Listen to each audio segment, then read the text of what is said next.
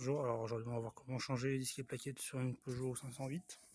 Alors a priori c'est plus ou moins la même chose que toutes les Peugeot actuelles, soit 508, C4, C5, etc. Donc une des premières choses à faire c'est ouvrir le bocal, parce qu'il va falloir repousser le piston. Après on va sortir les capuchons.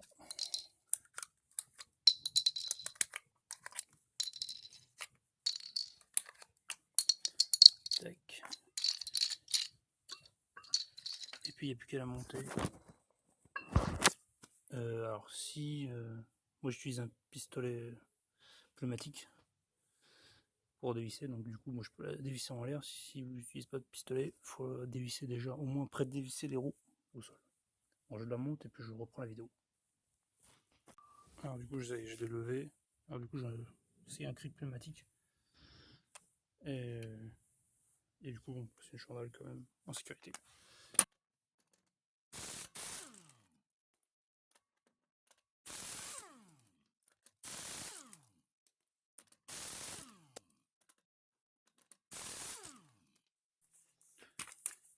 Alors chez Peugeot les jantes elles ont tendance à gripper, donc faut y aller franchement pour qu'elles sortent.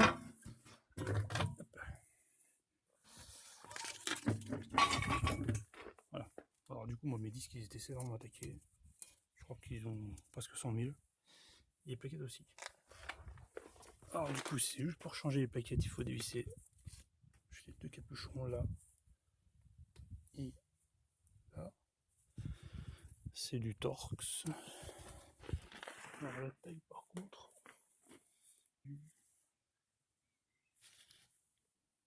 c'est du T45.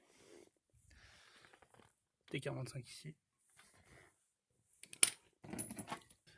Alors du coup si on change le disque, il faut aussi retirer le support d'étrier. Et du coup c'est du Torx aussi, T55. Et pour sortir le disque, ce qui est maintenu par les écrous, c'est du...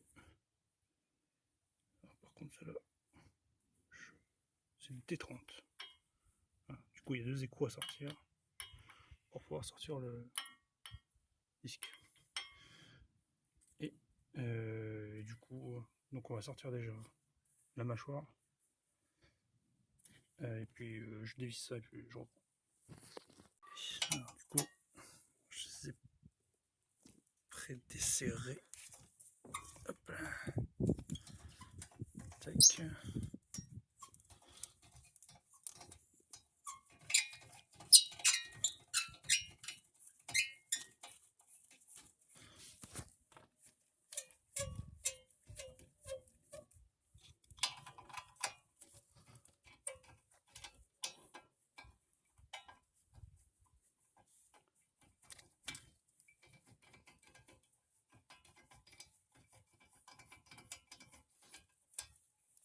Hop là. Alors du coup, comme je change les disques, on n'a pas peur de les allumer. Et comme il faut repousser le piston, alors du coup, il y a tout ça de sortie au niveau du piston. Il faut le rentrer. Donc du coup, moi je passe le tournevis entre la mâchoire d'étrier et le disque et on pousse le piston. Alors ça c'est uniquement si vous changez déjà le disque. Hein. Changez pas le disque, faut pas faire ça. Il faut utiliser un repousse-piston.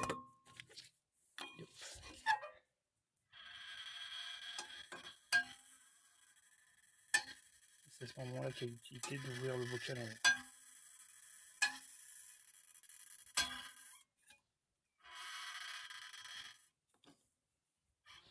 Voilà. Bon, je sors le trier et je reprends. Voilà. Du coup, je suis sorti trier qui a été entamé.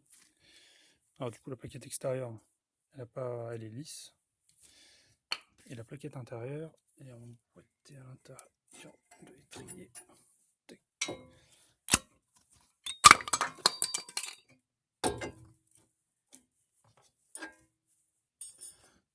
Et elle a des petits crochets, des petites attaches. Alors du coup on va desserrer maintenant, comme il faut changer de disque, on va desserrer les deux supports d'étrier. Donc ça c'est le T55 en haut là, et en bas ici. Voilà, je dévisse ça toujours. Normalement il suffit juste de dévisser le haut et de desserrer juste le bas, et ça suffit pour sortir le disque.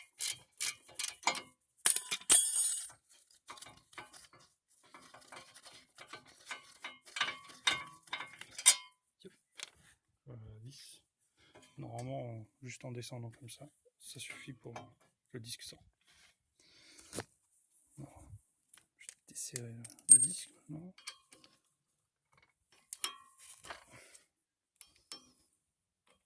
Il faut faire attention parce que ces vis là, ces écrous sont super fragiles en général. Sur ma mini, j'en ai pété deux.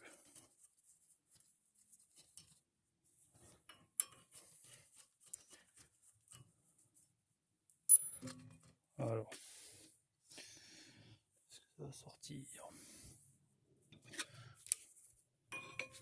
En retard, ça sort pas. Bon, je reprends parce que ceux-là ils sont complètement. Mais avec le tournevis, ils sortent pas. Il va falloir taper dessus quand même, malade encore. Je vous reprends, je le sors, et puis je vous reprends. Voilà, j'ai réussi à le sortir. Ils sont complètement scellés là.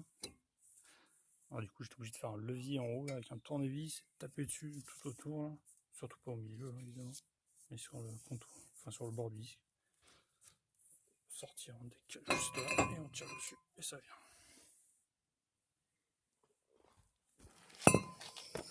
Hop.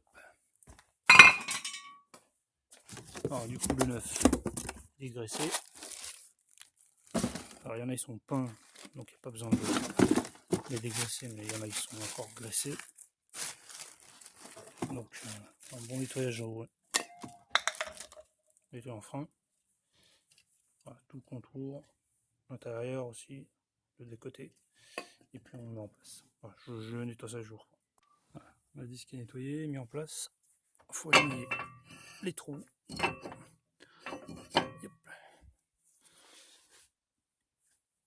Éventuellement pour pas qu'il s'accroche. Nettoyer tout le contour à l'intérieur et graisser avec de la graisse au cuivre, ce style là, pour éviter qu'il accroche. Voilà. Je remets les petites vis de sécurité, de maintien. Tac.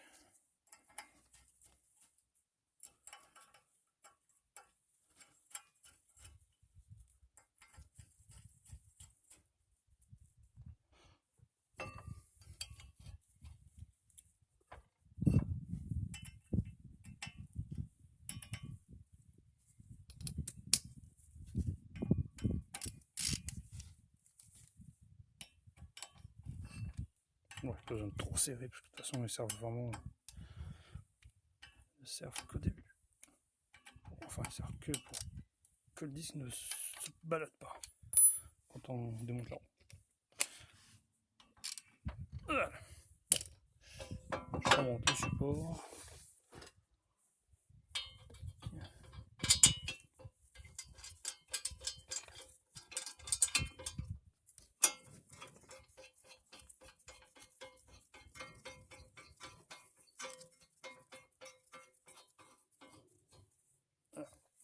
Je resserre ça, je déballe les plaquettes et puis je reprends la vie.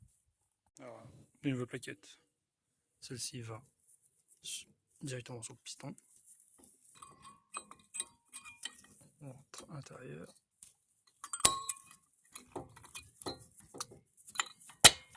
Tac. Et l'autre, on décolle l'autocollant qu'il y a dessus.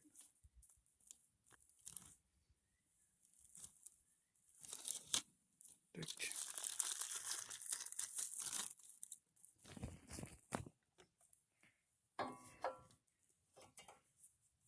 Et il reste qu'à redescendre l'étrier,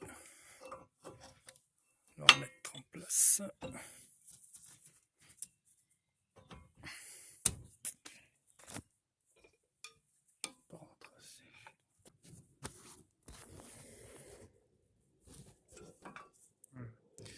Donc du coup, il ne reste plus qu'à revisser à l'arrière et à remettre le ressort. Il ne reste plus qu'à remettre le ressort aussi. Voilà. Bon, je revisse l'arrière et puis on va pour mettre le ressort. Alors du coup, pour mettre le ressort, il faut d'abord rentrer dans chacun des trous les pointes. On emboîte la partie du haut. Et après, on tire. Et voilà.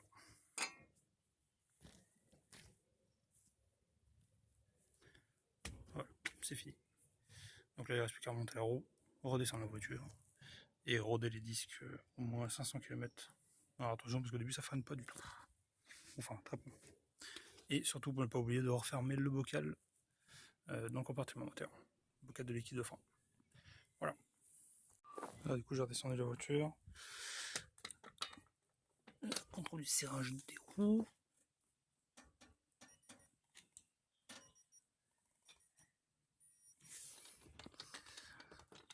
Alors, du coup, je crois que c'est dans les 130, je crois, Newton-mètres. Voilà, fermer ensemble. Et puis, refermer le bocal.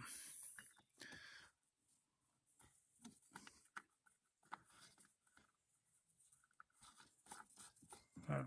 Donc, voilà. Donc là, c'était pour les disques et plaquettes avant. D'ici peu, je ferai les disques et plaquettes arrière. Eux, par contre, ils nécessitent en plus un outil pour comprimer les ressorts. Un outil pour comprimer les pistons des estriers arrière.